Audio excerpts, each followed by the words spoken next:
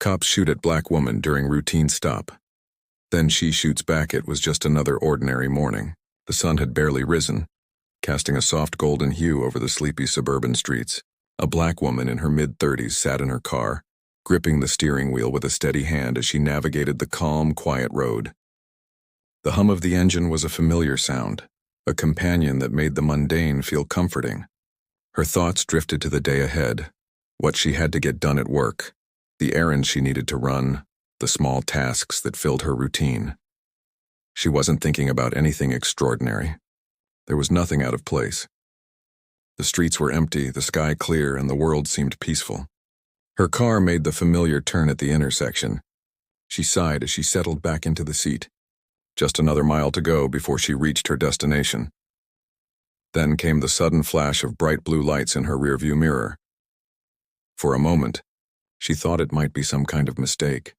The kind of thing that happened in movies where the cop car speeds past you, only to slow down when they realize you weren't the one they were looking for. But as the seconds ticked by, the lights stayed on. The police car wasn't going anywhere. Her heart dropped. She had been pulled over before, of course, who hadn't? But this time something felt different. A subtle tension tightened in her chest. She glanced at her rearview mirror again.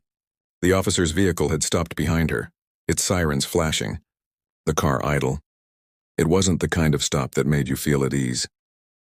Her fingers curled around the gear shift, almost automatically moving it into the parked position. She could feel the weight of the moment, the strange dread pooling in her stomach, but she pushed it down.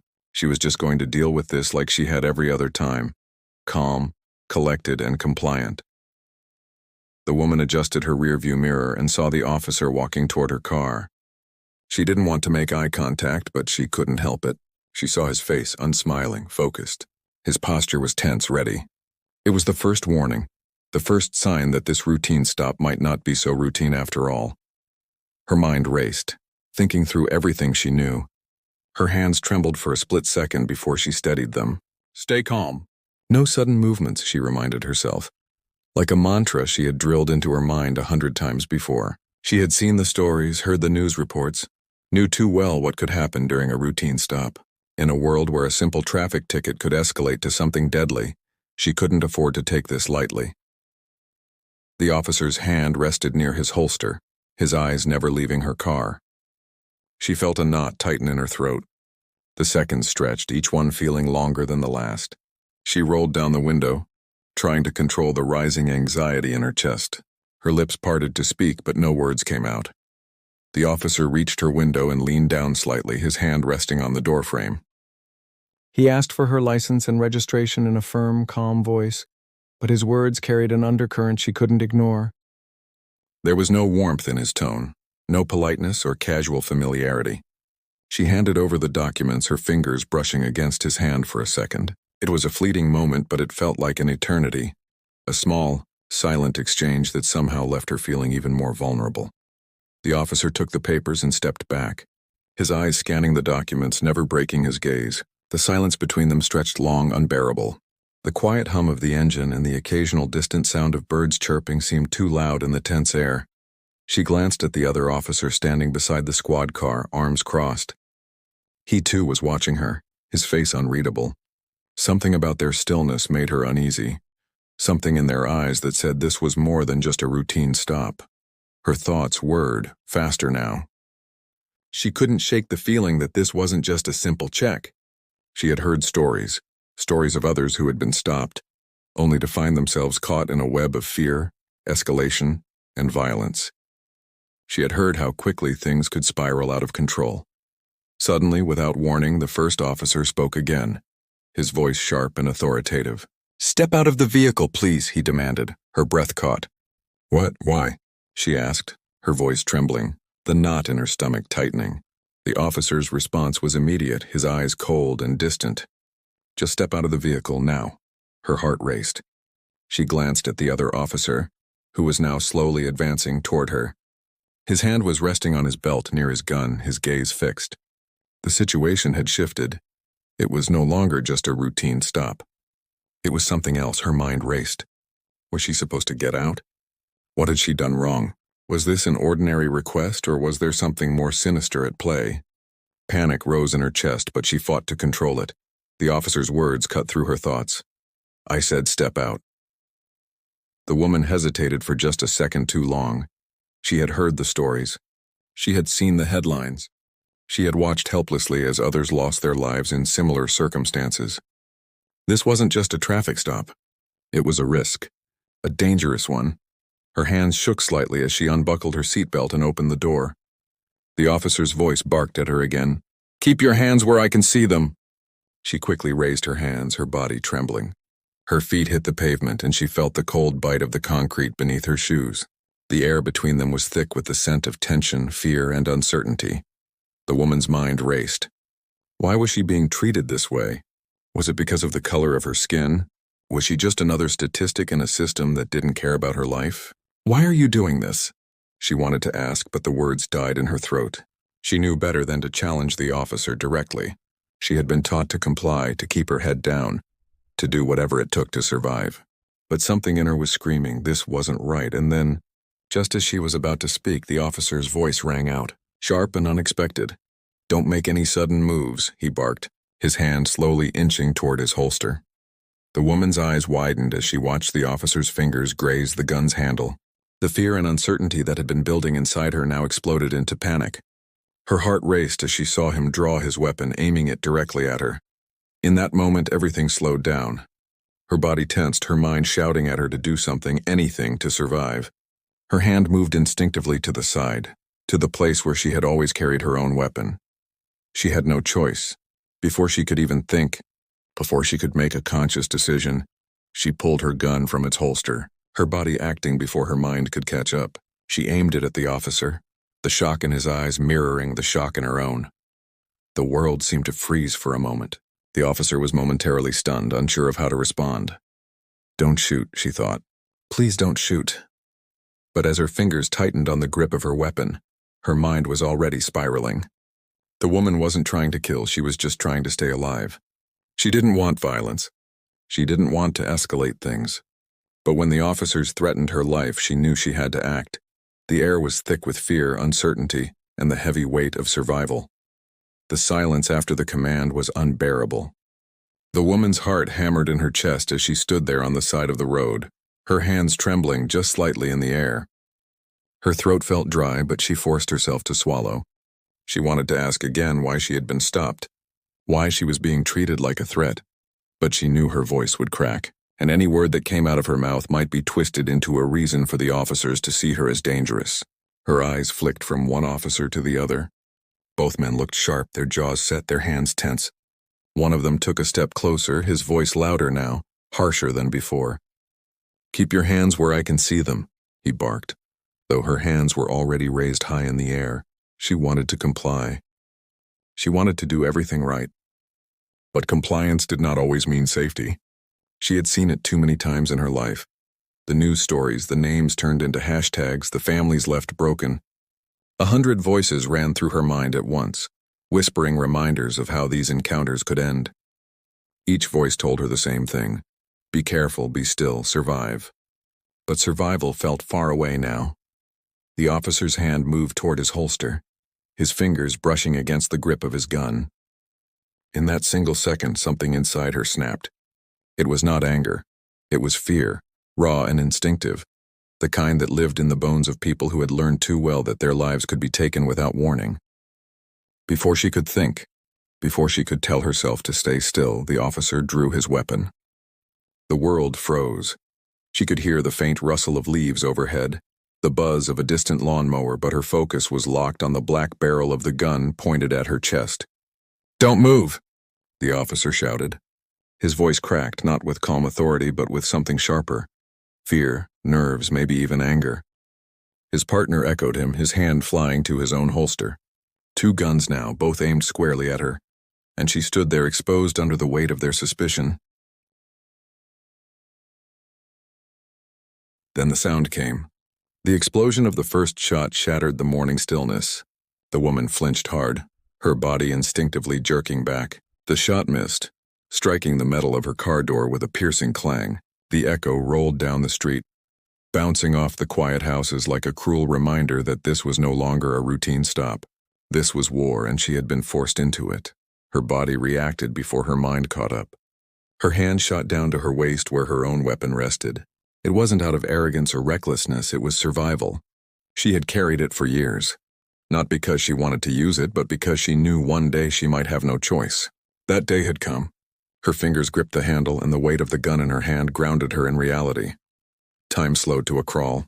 She could see the look on the officers' faces, shock, disbelief, then rage. They had not expected her to fight back. To them, she was supposed to be compliant, silent, easy to control. But here she was, standing in the street with her own weapon drawn, her eyes locked onto theirs with a steadiness she hadn't known she possessed. Her knees trembled, her heart thundered, but her aim did not falter. The officers shouted, their voices overlapping. "Drop the weapon!" One screamed, his voice cracking. The other moved a step closer, his gun still raised. "You're both dead men if you keep this up." She heard one of them roar, not just at her, but at his partner too. A strange slip of words that revealed their fear more than their control. The woman's chest rose and fell rapidly, each breath heavy with adrenaline.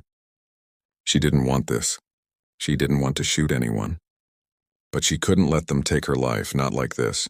Not when she had done nothing wrong. Her finger rested against the trigger, not pulling, just ready.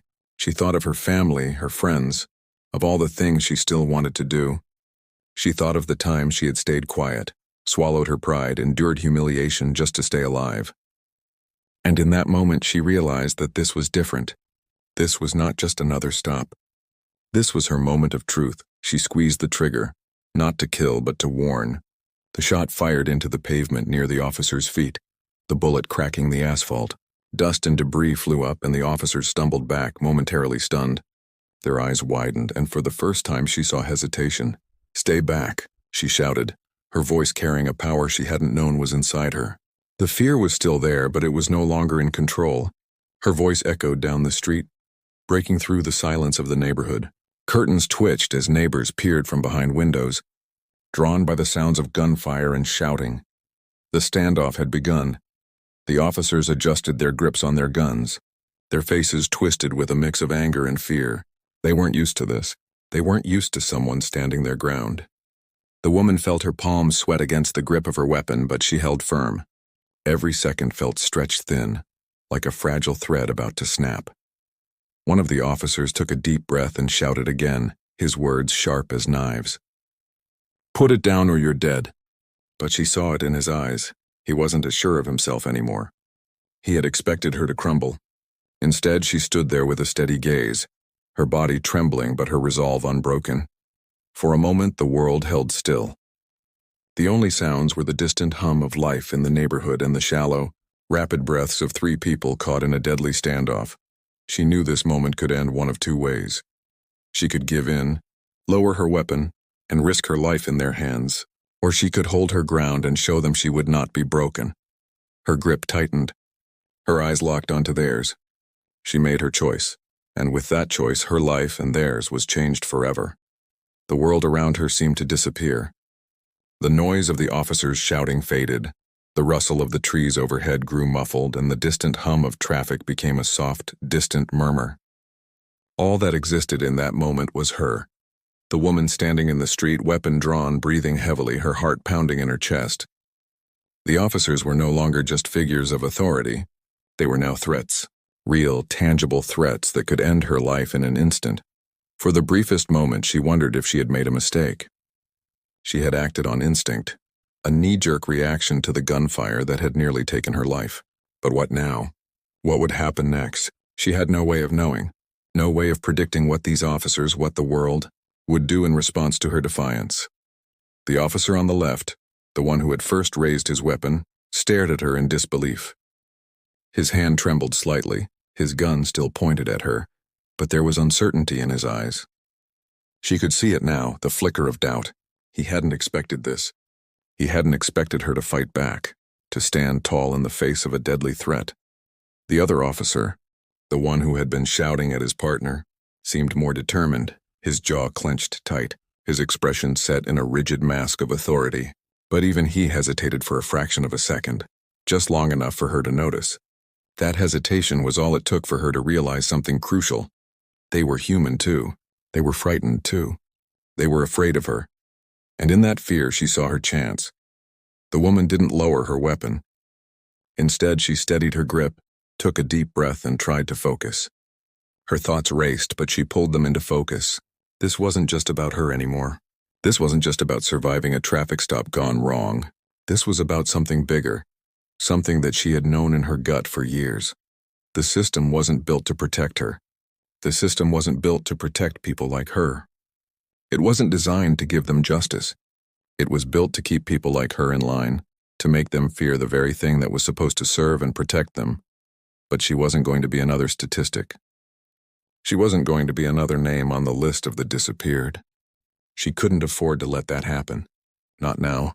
Not after everything she had been through to get here. She had survived too much to go down like this. Not when she had a chance to stand and fight. She could feel the adrenaline coursing through her veins. It wasn't just fear anymore, it was clarity. This was her moment. Her moment to take back control. To not let fear dictate her life. She had the power now. She had the strength to make it out of this. The officer on the left, the one who had shot at her first, was starting to shake, his grip on the gun slipping as his hand trembled. She could see his breath coming in shallow gasps. He was scared. He was scared of her.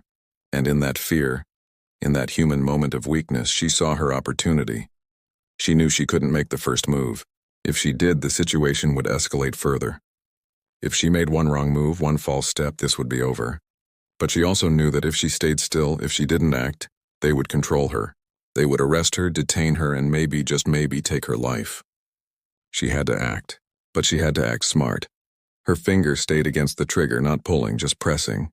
The cold steel of the gun seemed to grow heavier in her hand, and for the briefest second she wondered if she could hold it steady for much longer. But the thought didn't last. It wasn't the weight of the weapon that she was concerned about. It was the weight of the moment. This was more than just a standoff.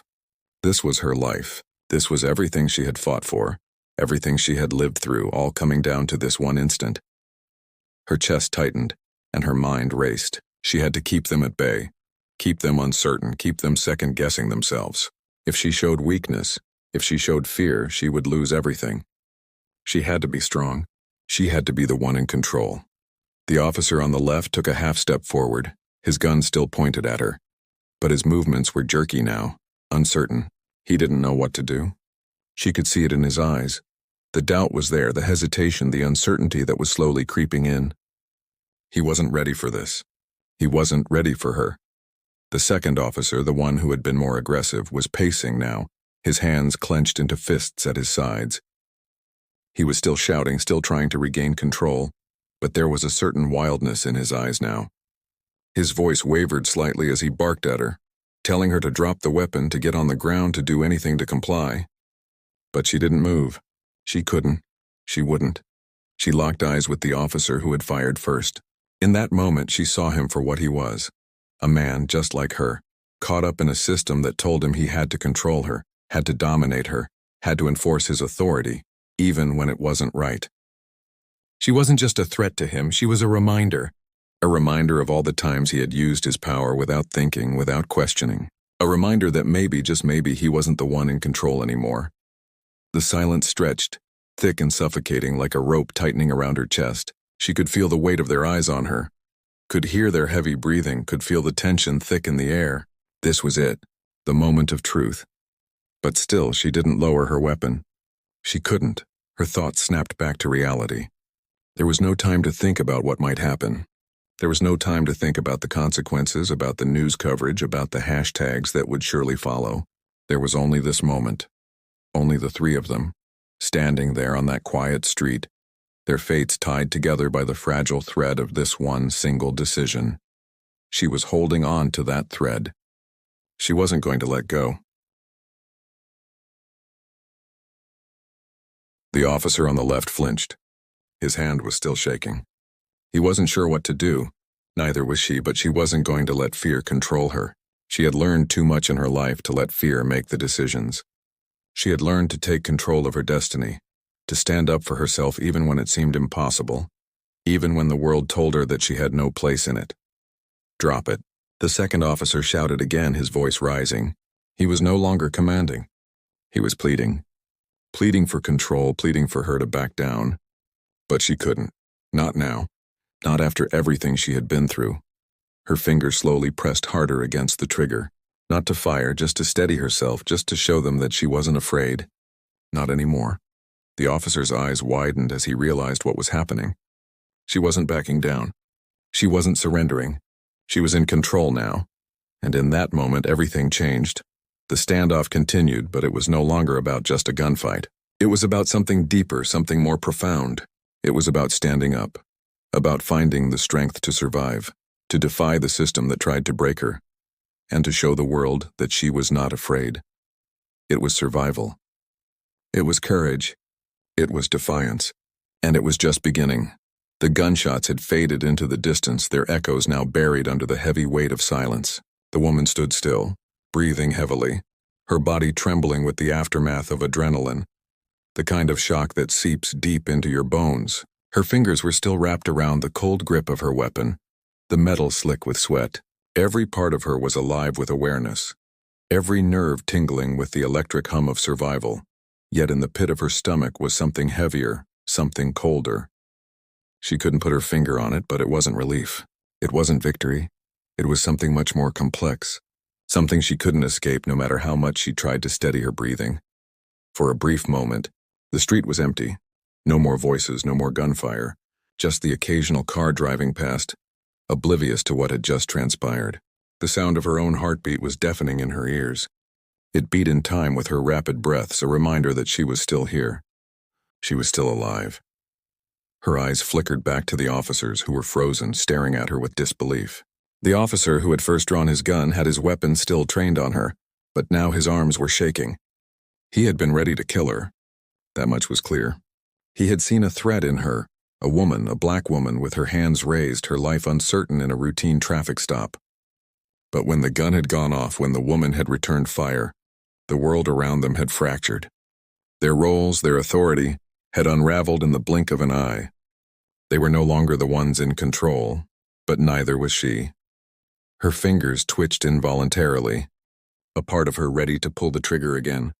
But another part of her, perhaps the part that had seen too much, wanted nothing more than to drop the gun and disappear into the shadows. Just walk away, but she couldn't. Not now. Not after everything she had survived to reach this moment. A sharp inhale broke through the stillness, and for a brief instant she considered running.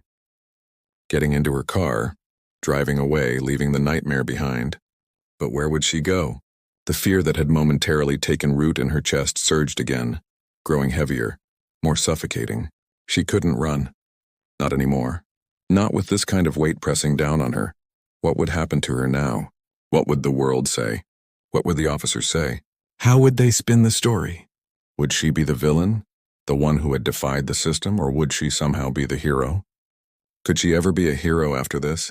Would anyone see her for what she truly was? She glanced back at the officers. One of them had taken a step back, his gun lowering just a fraction. He didn't seem sure anymore, his face flickering between anger and confusion. His partner, still holding his weapon, was shaking his head slightly as if trying to understand how things had gone so wrong.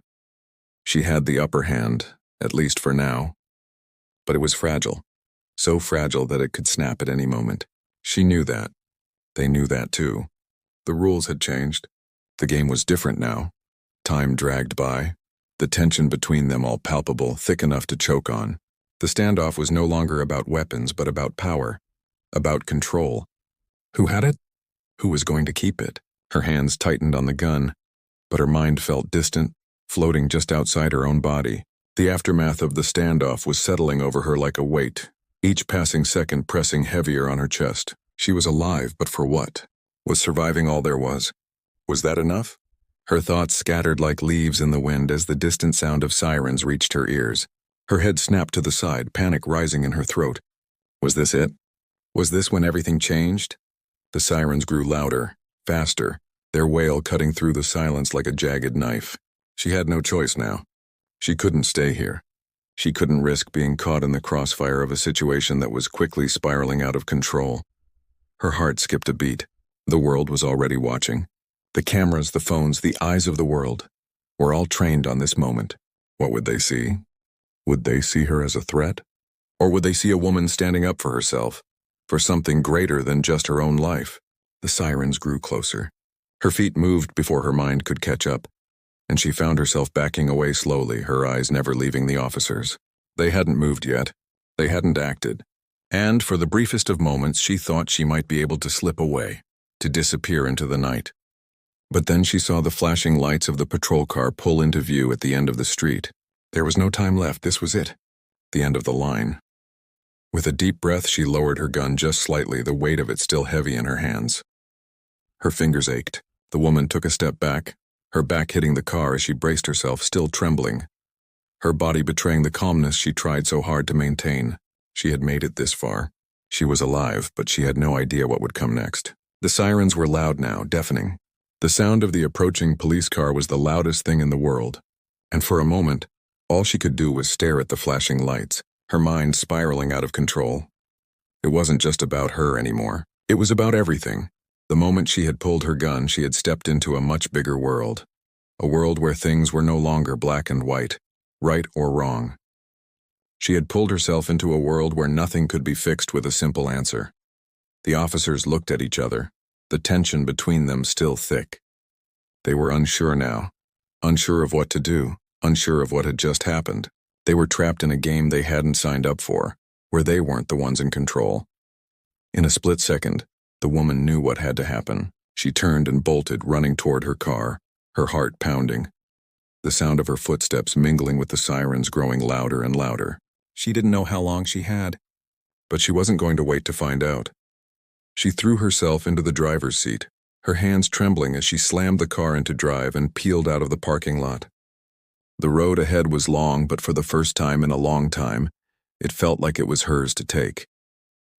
The woman didn't know what the future would bring. She didn't know what would happen to the officers, to the system, to the world that had just watched her defy the rules. But in that moment, as she sped down the road, she knew one thing: she was still alive. And that had to count for something. The engine of her car roared beneath her, and the world outside blurred into streaks of color as she sped down the road, heart still pounding with the weight of what had just happened. She had done it. She had survived. But the air in the car felt thick with something she couldn't shake. Fear, guilt, a sense of disbelief? Maybe all of those things, maybe none of them. But one thing was clear. The moment she had pulled that trigger, her life had changed forever.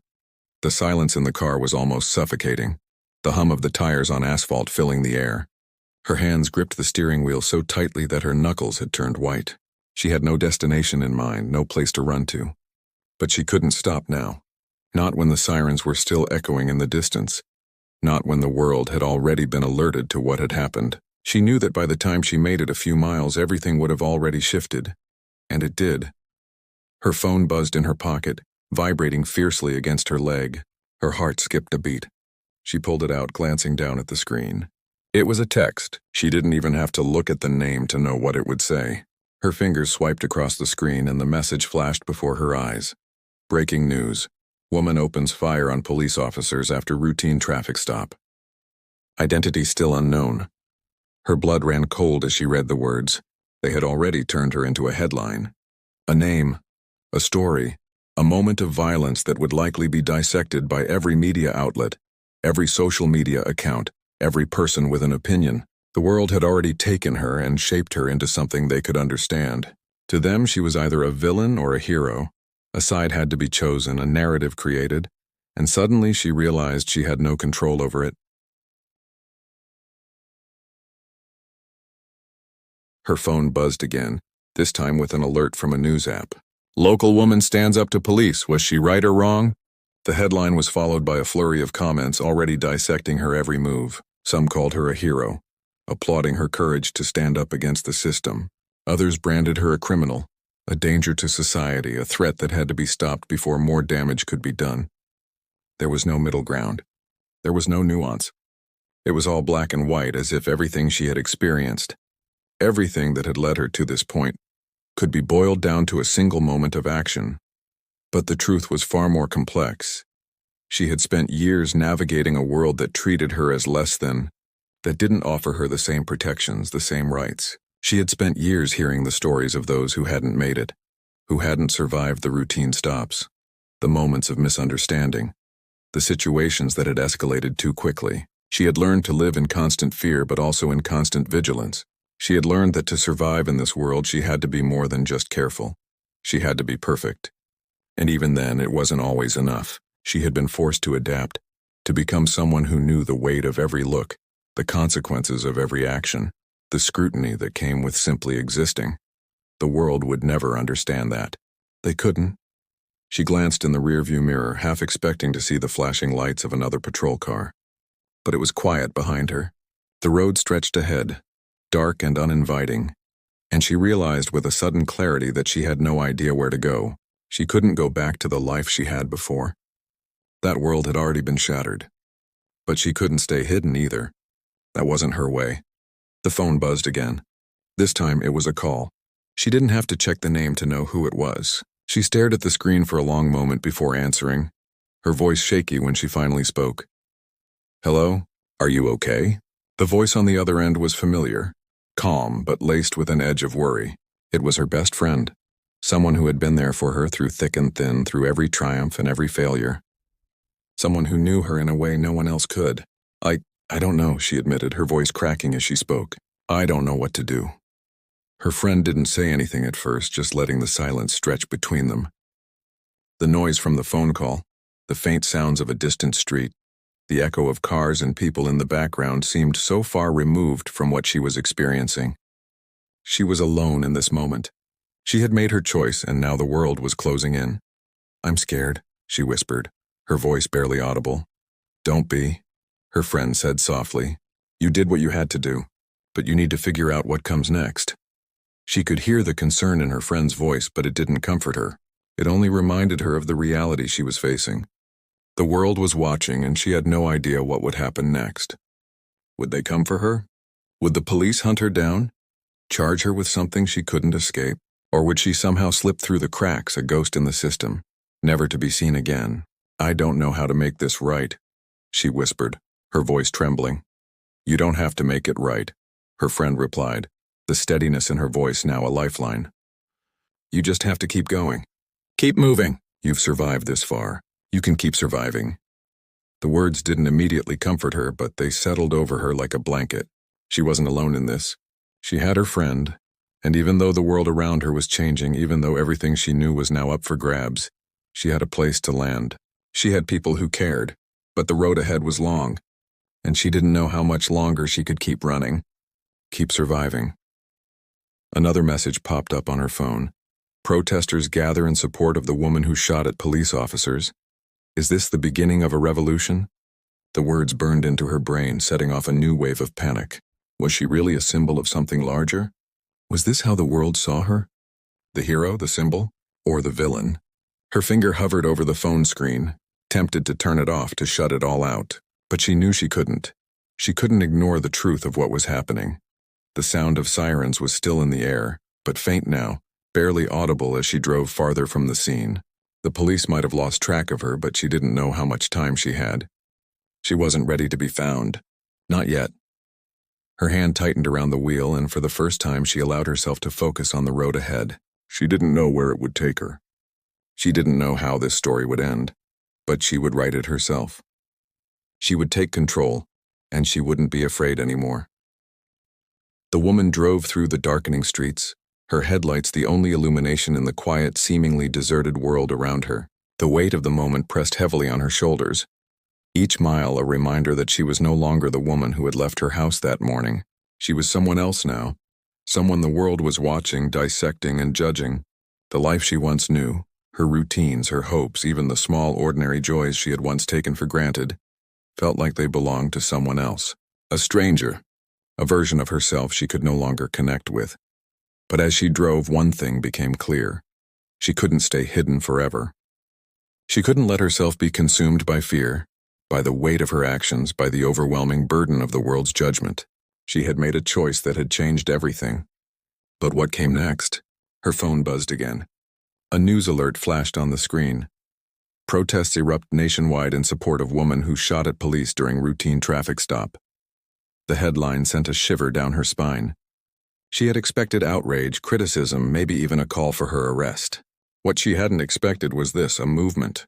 People were rallying behind her, They were calling for justice, for change, and she was at the center of it all. She scrolled down the newsfeed, her eyes scanning the comments. Some of them made her heart race with fear. She's a threat, a danger to society. She needs to be arrested. If she can shoot at police, what's to stop her from doing it again? The word stung. The voices so certain of themselves, so quick to condemn. But there were others too. She was just trying to survive. How many more people have to die before the system changes? She's a hero. She stood up when no one else would. The contrast was jarring, the opinion so polarized, so extreme. Her phone buzzed once more, this time with a private message from her best friend. She hadn't heard from her since their phone call earlier. She opened the message with trembling fingers. I'm with you. We all are. It's not just your fight anymore. We're going to make sure they hear us together. Her heart clenched as she read those words. For the first time since the incident, she felt a glimmer of something more powerful than fear, something more meaningful than survival.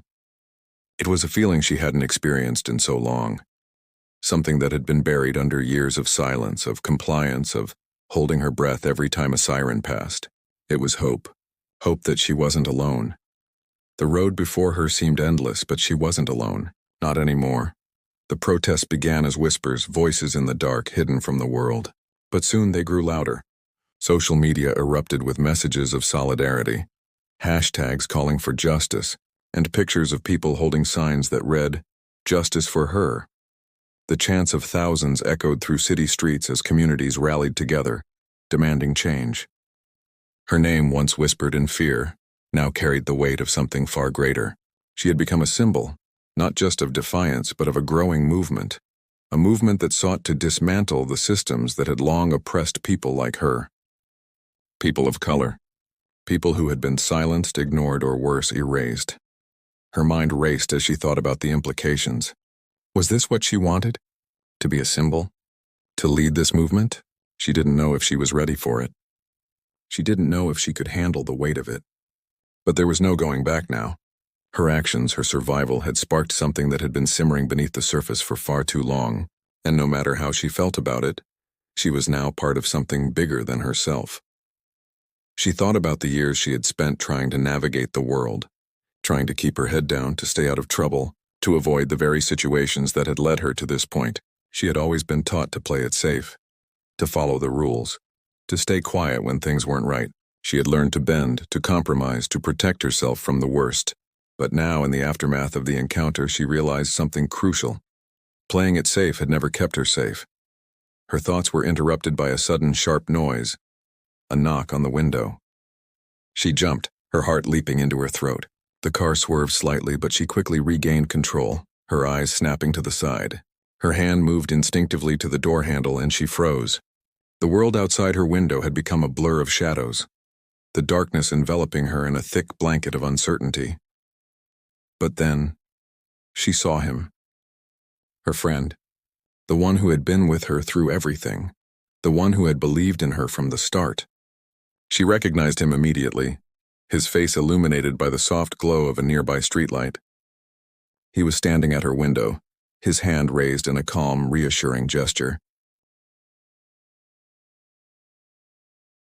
She hesitated for a moment before rolling down the window, her heart still racing from the shock.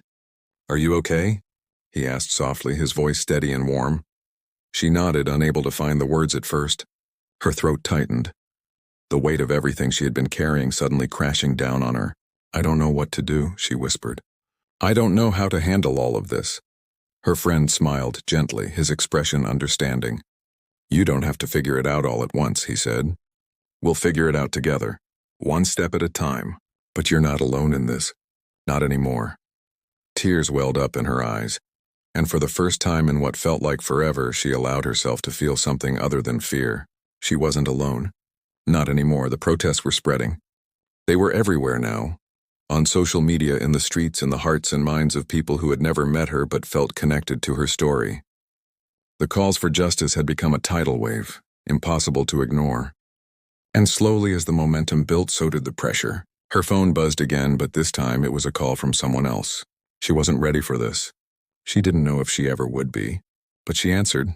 "It's time," the voice on the other end said. It was calm, professional, but there was an edge to it. "They're coming for you." The world is watching. It's time for you to stand up, to speak, to make sure they hear your voice. She took a deep breath. She wasn't sure she was ready, but she knew what needed to be done. The world was waiting, and she was no longer afraid. She had found something, someone to fight for, and she was ready to step into the light. The voice on the phone continued, its words clear and certain. "You've got this. You're not alone. We're all behind you." And with that, she understood. It wasn't just her fight anymore. It was a fight for all of them. The voices that had been silenced for too long. The ones who had never been given a chance to stand, to speak, to be heard. It wasn't about her anymore. It was about them. And together they would change the world.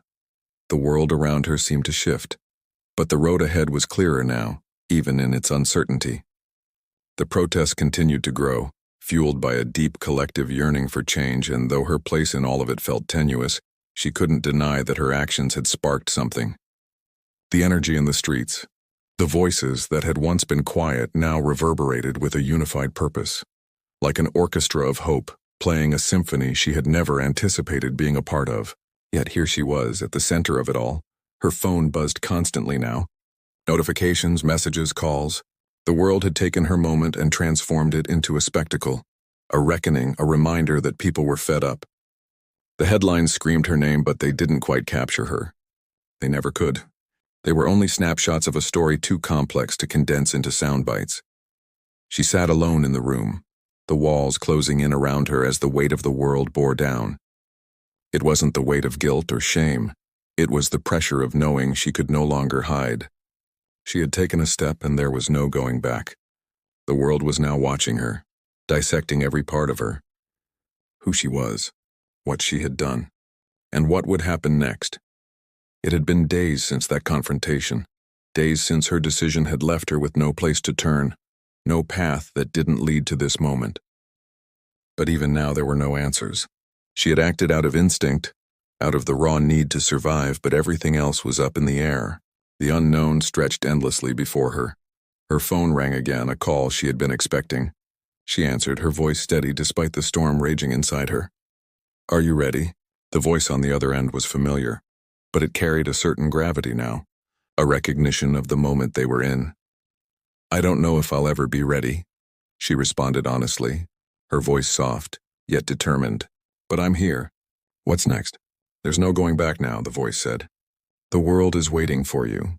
We've been organizing, and it's time for you to speak. They need to hear your story. They need to know what you've been through, why you did what you did."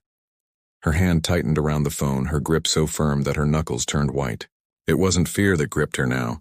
It was something far more powerful. The realization that her voice, her truth, had the potential to change the narrative, to shift the conversation in a way that nothing else had before. "They don't care," she said, though the words felt foreign to her now. "They've already made up their minds. They'll label me however they want. They'll turn me into something I'm not. They'll try," the voice replied, calm and unwavering. "But you have the power to change that. This is your moment. You're not alone in this. We've got your back." She sat silently for a long time, the weight of it all pressing in. It wasn't just the fear of the world turning against her. It was the fear of not being able to live up to the expectations that had suddenly been thrust upon her, of not being able to carry the torch of something so much bigger than herself. But she had no choice now. The pressure of the moment, the strength of the voices behind her all combined to form something she couldn't ignore. She had become a symbol, a beacon for those who had lived in the shadows for too long, for those whose stories had been buried beneath the weight of systemic oppression. Her actions had lit a fire, and now it was her turn to carry it. "I'll do it," she said finally, her voice firmer now, more resolute. "I'll speak. I'll make sure they hear me." The line went silent for a moment, and then the voice on the other end spoke again. "Good, we'll set up the rally. You'll have the platform, the support you need. It's time for you to take the stage." The words were simple, but their weight was immense. She could feel the pressure rising inside her chest as she prepared to step into the public eye. Not just as the woman who had survived, but as the woman who had fought back, who had sparked a movement. A movement that had the power to change everything. She wasn't just fighting for herself anymore.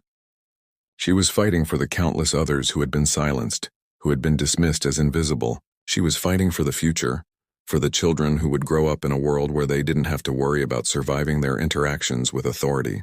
She was fighting for the dream of a world that saw them as equals, where their voices were heard, their lives valued. The time had come to speak. She couldn't wait for the world to listen. She had to make them listen. The rally was scheduled for the following day. She had agreed to speak, to tell her story, to stand before the masses and be more than just a headline. She would be the voice of the voiceless, the one who had survived when the world wanted to silence her. And for the first time in her life, she knew that she was ready. The crowd gathered as the day approached. The streets were filled with people, faces from all walks of life united in a shared cause. Signs waved in the air, some reading, "Justice for her," others reading, "Stop police brutality," and many more reading simply, "We stand with you." It was a sea of people all standing together, their voices raised in solidarity. As she stood backstage, her heart pounded in her chest. The weight of it all seemed unbearable, but she couldn't turn back. This wasn't just about her, it was about them, the ones who had marched before her, the ones who would march after. She was their voice, their champion, their hope. When it was her turn, she walked out onto the stage, the roar of the crowd washing over her. The camera flashes were blinding, the noise deafening, but all she could hear was the beat of her own heart, loud and steady in her chest. She stepped up to the microphone, her hand gripping it tightly as she took a deep breath. And then, she began to speak. "They say that the truth will set you free," she began, her voice cutting through the noise of the crowd. "But the truth is more than just words. It's not enough to simply speak it, you have to live it. You have to breathe it. You have to fight for it. And sometimes you have to fight just to survive." Her words rang out into the night, carrying the weight of everything she had experienced, everything she had witnessed, everything she had endured, and with every word she felt the power of the crowd behind her, their energy fueling her, their belief in her giving her strength. "I've spent my life trying to stay silent," she continued, her voice trembling only slightly. "I've tried to keep my head down, to comply, to do what I was told. But I can't do that anymore. I can't be silent when so many have been silenced for too long. I can't be quiet when so many lives have been taken, when so many have been forgotten. I can't stay in the shadows. I won't."